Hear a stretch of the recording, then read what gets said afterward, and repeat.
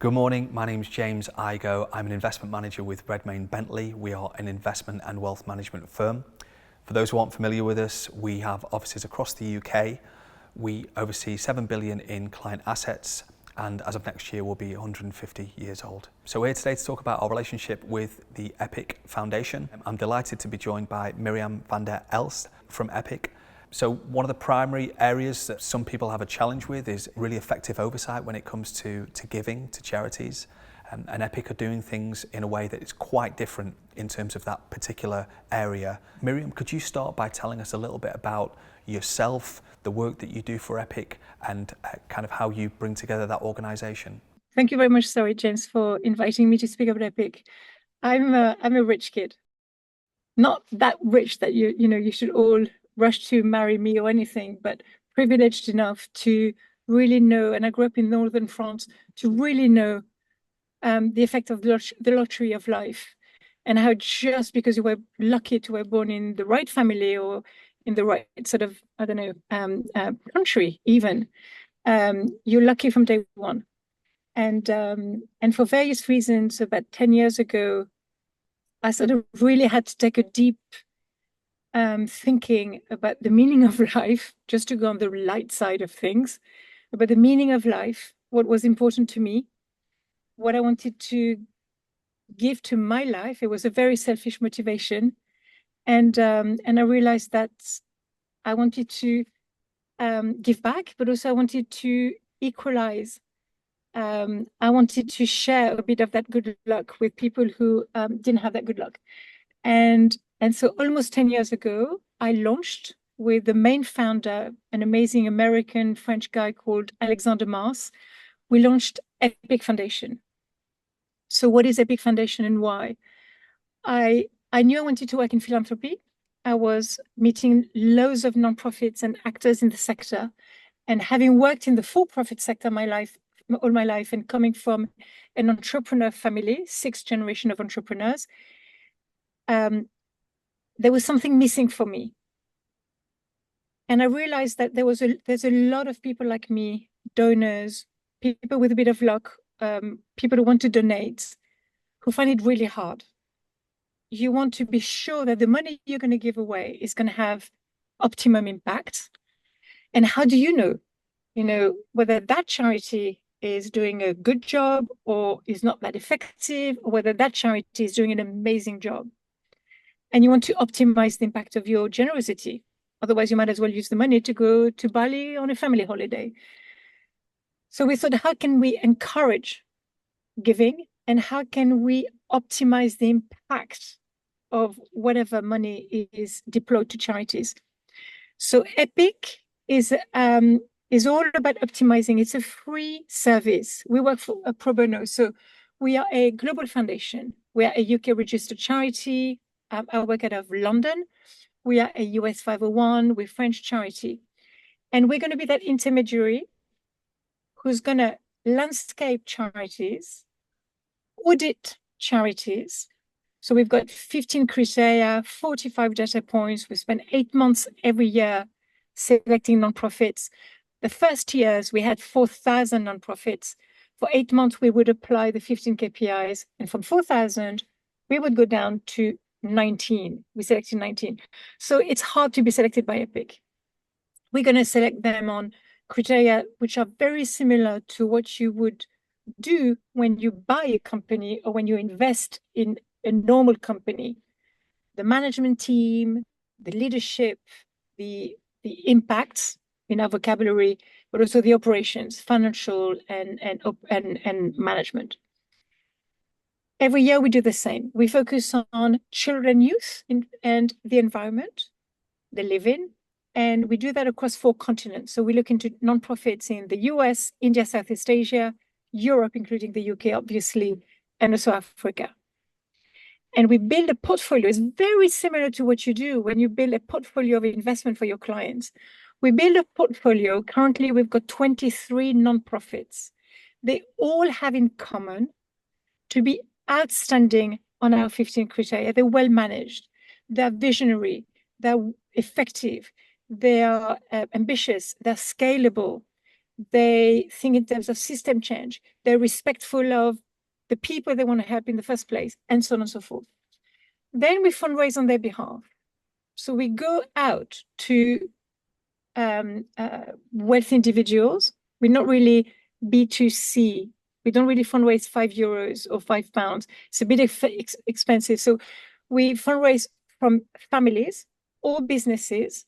We speak to the intermediaries, such as yourself, and we say, if you want to donate and you want to be sure that that money is going to be properly used and that its impact is going to be optimized, well, here is a selection of pretty good nonprofits. We will not take a cent or percentage of the money that you entrust us with, because our board of directors pays 100% of our costs. So all of the money that we fundraise is deployed to the nonprofits. Then we follow the money and we check how the money was used, and we report back to our donors in full transparency and accountability how the money was used. Thank you, Myriam. It's a fabulous concept. I guess a lot of it is to do with the willingness to want to give, and also offering safe passage to those monies to make sure they get to the right place and do their job effectively. One of the areas that I wanted to kind of touch on a little bit more was the role of the ambassadors. So you have a really extensive ambassador group within the Epic Foundation. This ranges from members of sovereign wealth funds to the Rothschild family to Elon Musk's brother Kimball, and for the rugby fans amongst us, the recent Olympic Sevens gold medal winning captain Antoine Dupont. So I guess it's one thing having all of these fantastic individuals who've excelled in their own field as ambassadors for Epic. How do you leverage that experience to the benefit of the foundation? So very early on, I've been working 80 hours a week at the beginning of Epic. It was a startup. It was a concept nobody had thought of.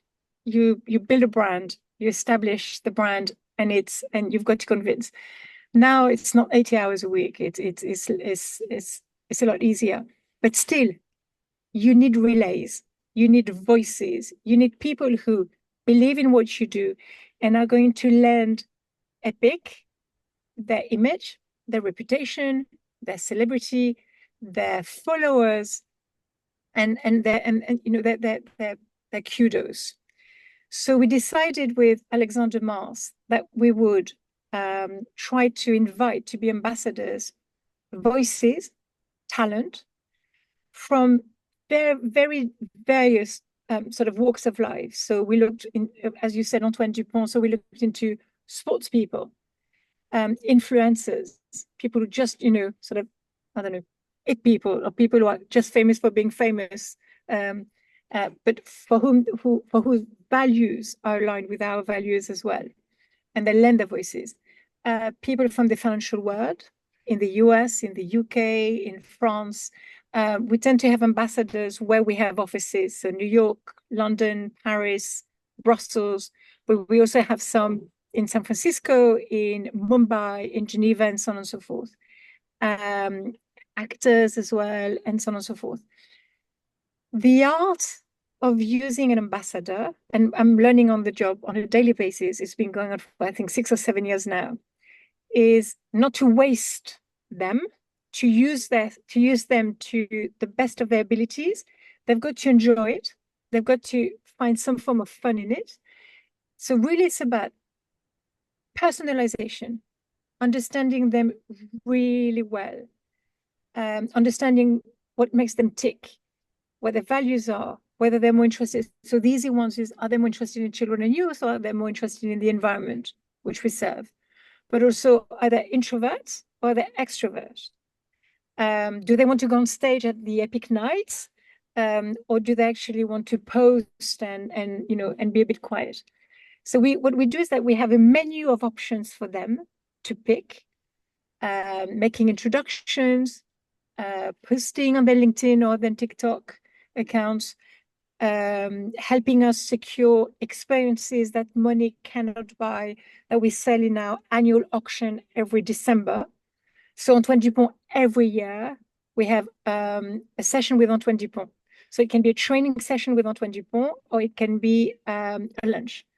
The wine, Petrus wine, The owner of Petrus is an Epic ambassador. So every year we have a visit in the family home. They have an amazing art collection, and then a visit of the vineyard and so on and so forth. But it can be a lunch with KKR's, things like Chairman or President Johannes Huth, this amazing Austrian man. And so it's a lunch with him.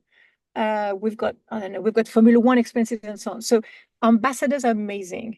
They provide at least half of the 30 auction lots that we have every year.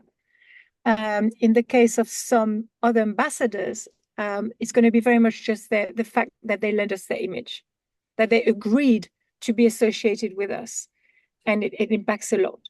So I would say that the recipe to nurture and activate them is going to be understand them really well, personalize the relationship, help them help me.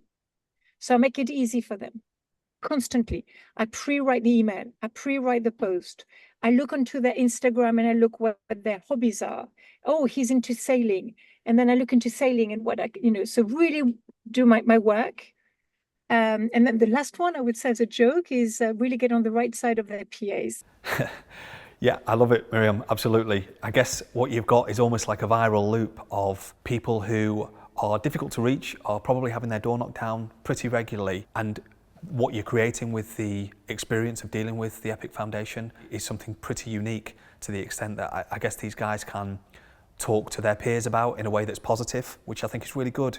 From our perspective, what we want to do is engage clients not only in what they're doing with us on a day-to-day basis, but also where they have an interest in doing things outside of their day-to-day portfolio, their investments.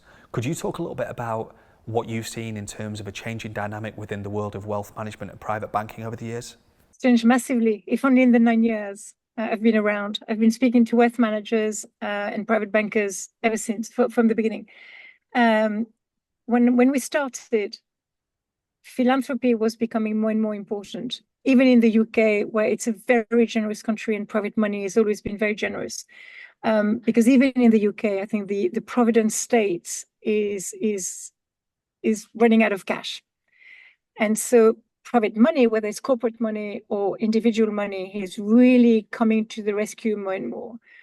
We realize that we have to do that. And when I started as well, it was a very private affair. So if we talk about private money, it was either for religious purposes or for identity purposes, sort of community purposes. And it was a very private affair. And you would never discuss that with your wealth manager. On the corporate side, it's another issue, but I don't think it's really the topic here.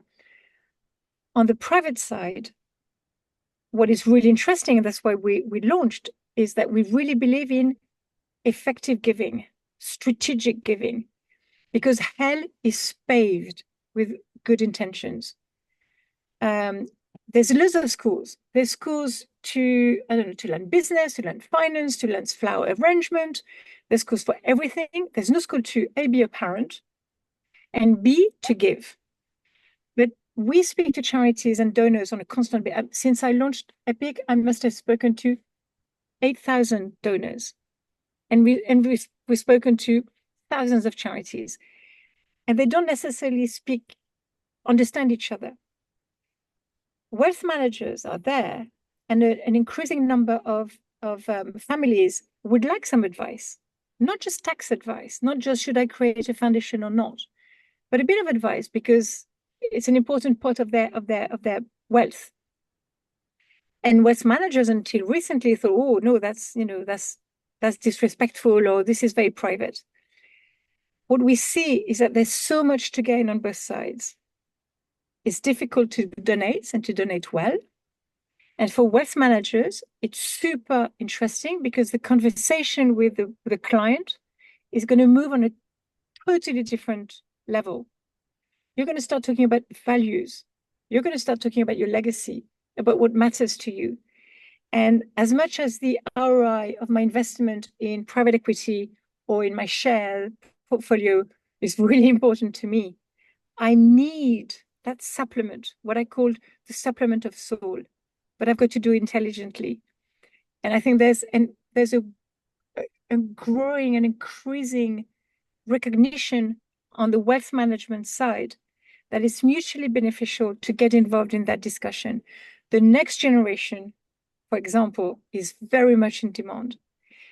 There's a really interesting report from Pro Bono Economics that came out in the UK in July, I think. That is a research among that around that topic, which says a lot about the interest on both sides. That's really useful, Myriam. Thank you so much for that. From our perspective, so we have people who have an interest in ethical investing, and I guess the natural extension of that is not only what they're investing and not investing into, but what they're doing outside of their day-to-day with Redmayne Bentley. And I think kind of as I look at our client bank, we look after business owners and charities, and a common thread that would run through those type of clients is a focus on cost, but also the fact that they're very hands-on in what they want to achieve, and I think that probably lends itself quite well to some of the people that you deal with on a day-to-day basis. I guess the final one from me, Myriam, would be, can you talk a little bit about some of the practical projects that you've been working on, just to bring to life some of the good work that you do day to day? It's almost like you know, among your children, which one is your favorite? I'm in awe of all the non-profits we support. Maybe I'll start with UK non-profits, because I know them particularly well, and it's, you know, it's close to what matters to us. I could take, for example, two in our children and youth portfolio. One is called Think Forward, and the other one is called Street League. We've been supporting Street League for, I think, 7 or 8 years, and it's a nationwide, both of them are nationwide, actually. Street League is about, and I'm going to really talk in lay terms, and it's not perfectly politically correct, and I hope I'm using the right vocabulary. Street League is for youth who are sort of what we call needs, not in employment, education, or training. So what do? They wake up late, they're feeling depressed because they have no role in society. They may not have finished school, or they finished school at 16, but not really with degrees. They don't feel useful. They're going to play video games, and they're going to go around, the streets, not really knowing what to do. How to help those kids go into employment? If you think about the UK, the cost of needs youth, not in education, employment, or training, the cost every year is £7 billion to the UK economy. So not only it's a massive cost, but it's just a human disaster. If you're a charity, Street League, and you tell them, I'm going to help you get into employment, A, they feel insecure, they don't feel they can do it, and also like, who are you? Why do who do you think you are, and why do you think you know me? If I tell them, I'm renovating this football pitch. You like football? Yeah, I mean, who doesn't like football? Why don't you come play a game? And gradually over time, takes time to fix things, but gradually over time, you use football as an excuse, not to just keep them occupied. That's what a lot of sports charities do. They're just supposed to occupy them, keep off mischief. But this one isn't. Football is a bait and a tool to slowly bring back these kids into thinking of working. Oh, you really like football. Would you like to be a coach? Would you like to work in a football club? Would you like to work? Well, maybe then you need to think of your CV. Well, think of my CV. What am I going to put in my CV? I've got nothing to write. I've done nothing. No, let's talk about it. Let's have a footballer who's going to explain, and so on and so forth. The results are just unbelievable. So if you look at last year, they looked after 3,000 kids across various camps in London, but also across the UK. More than half of these kids have transitioned into a positive outcome, like 56%, within a year. When you talk of kids who, through governmental program, probably would achieve a rate of like 14% or 20%. So that's Street League. The other one is Think Forward. Think Forward goes into schools that are complicated schools with kids who may not have received the nurture and the attention that, from an early age. And they're the kids who you can see are really going to struggle in life. You can see the line, you can see the direction, the 12, and it's a straight line. The school doesn't necessarily have the time, not the resources to look after each individual.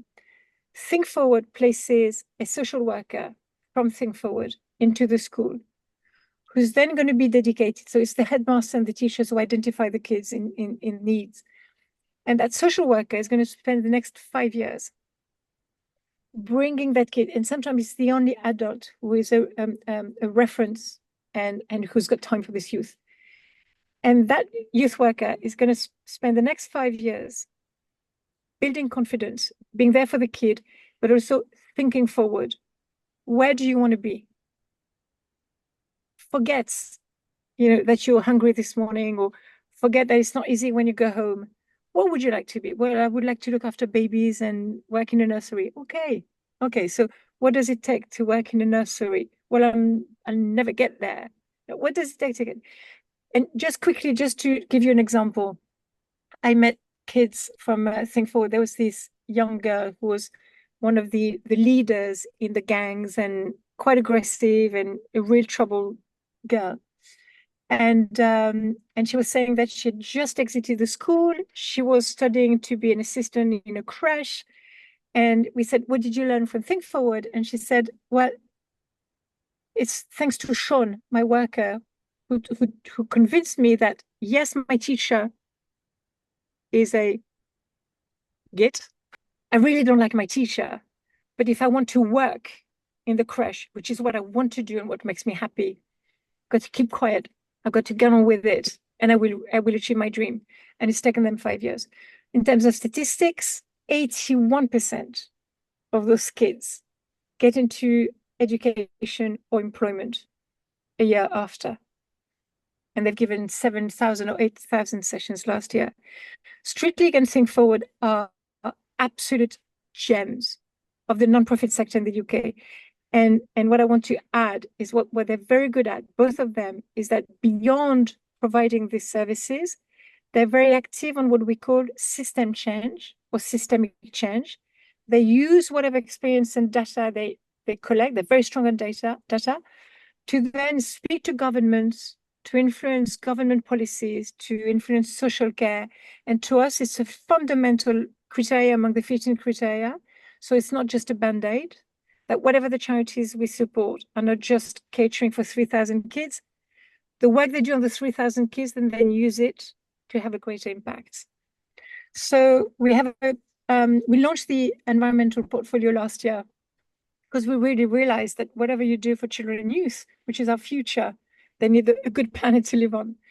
And so we selected last year for the first time 3 nonprofits, and I'm going to give an example on 2. One which is Bristol based, and it's about ocean biodiversity. But the solution comes from working with the local communities. That's something that's very important to us. Every time we select a nonprofit and the environment topic, we want it to be people-centric. We human beings cause the problem, so the solution has to come from human behavior. Bristol-based Blue Ventures is about ocean biodiversity through working with local fishing communities. And the idea is kind of, to me, it always makes me think of agricultural land. You always rest, I can't remember the word for that. You rest agricultural land so that it can regenerate, and then you come back to it a couple of years later. It's exactly the same principle, but for the sea. So you have to work with communities, convince them that it is their interest. You rest for a year or for 9 months, say 12 kilometers of the beach, of the coastal area. All fishers agreed to that. And then you come back 9 months later, and the fishing resources have expanded and grown. We saw that during COVID. We saw that on the animal kingdom, during COVID. And the impact is absolutely massive. They have reached almost 1 million fishers in the in Africa, Madagascar, and Asia. So the impact, and why is it so important? That's because 39% of the world population lives within 100 kilometers of a coast. So fish is their main source of protein. And when you can't eat anymore and you can't work anymore, what do? You migrate. And they don't want to migrate. They don't want to go to towns and cities. They want to stay. They're happy where they are. So how can we help them stay, keep their livelihood? And at the same time, it will restore the biodiversity. Quickly, before you get bored, another nonprofit is called Just Dig It. And it's about damaged land that goes dry in the sub-Saharan continent when it used to be green and luscious, and it's gone completely deserted. And again, that will create migration flows, disease and poverty, and sometimes war. So Just Dig It is about regreening, which is the step before reforestation. How can you restore deserted lands?